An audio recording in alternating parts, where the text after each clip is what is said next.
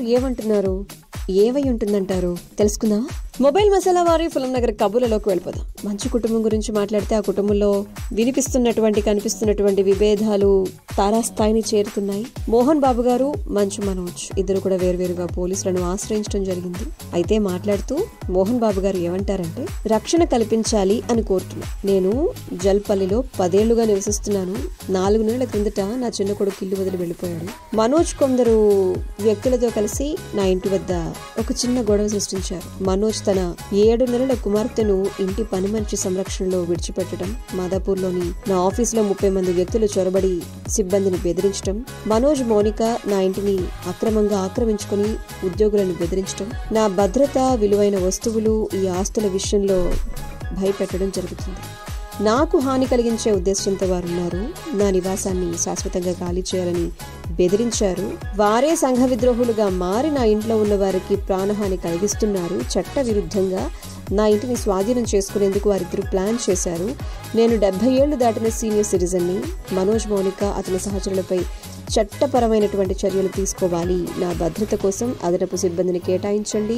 నా ఇంట్లో ఎలాంటి భయం లేకుండా నేను ఉండేలా రక్షణ కల్పించండి అని చెప్పి మోహన్ బాబు గారు ఫిర్యాదులో చెప్పడం జరిగిందట. ఇక తనపై దాడి జరిగింది అంటూ మంచు మనోజ్ గారు పోలీసులను కూడా ఆశ్రయించారు. తన మెడికల్ రిపోర్ట్ ని కూడా సమర్పించారు. ఈ వ్యవహారంపై సిఐ గారు మాట్లాడుతూ, ఇంట్లో ఉండగా 10 మంది గుర్తు తెలియని వ్యక్తులు వచ్చి దాడి చేశారు అని చెప్పి మనోజ్ గారు ఫిర్యాదు చేశారు. ఈ మేరకు ఎఫ్ఐఆర్ అయితే గనక నమోదు చేసి దర్యాప్తు చేస్తున్నాం. మనోజ్ గారిపై దాడి చేసినటువంటి వారిని పట్టుకునే ప్రయత్నం చేస్తాం. దాడి చేసిన తర్వాత వారందరూ పారిపోయారు అని చెప్పి మనోజ్ గారు ఫిర్యాదులో పేర్కొన్నారు. తనకు, తన కుటుంబ సభ్యులందరికీ కూడా ప్రాణహాని ఉందని అన్నారు. దాడి చేసిన వారి వివరాలు మాకైతే గనక చెప్పలేదు. మనోజ్ గారి ఒక్కరినే వారు గాయపరిచారని చెప్పి విజయారెడ్డి అనేటువంటి వ్యక్తి సీసీ ఫుటేజ్ కూడా మాయం చేశారు అని చెప్పి అన్నారు.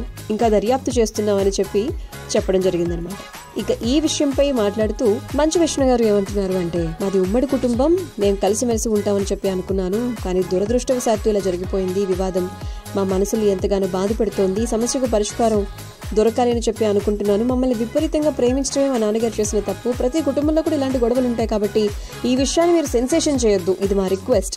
ప్రజల్లో మాకు గుర్తింపు ఉంది. ప్రజల్లోకి తీసుకువెళ్ళటం ఈ విషయం కరెక్టే, కానీ కొంతమంది హద్దులు మీరు చెప్తున్నారు. ఈ రోజు మా అమ్మగారు హాస్పిటల్లో జాయిన్ అయ్యారు.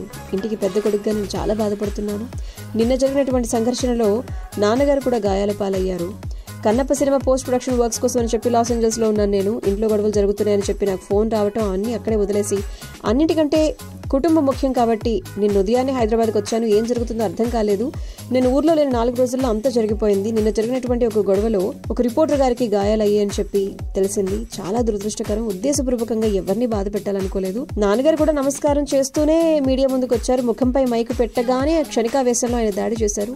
ఆ విలేకరి కుటుంబంతో నేను ఫోన్లో మాట్లాడాను. అవసరమైన సహాయం చేస్తానని చెప్పినట్టుగా విష్ణు గారు చెప్పారనమాట. అలాగే మా కుటుంబ విషయం, ఈ విషయంలో భాగమైన బయట వాళ్లకు ఈ రోజు సాయంత్రం వరకు అవకాశం ఇస్తున్నాను.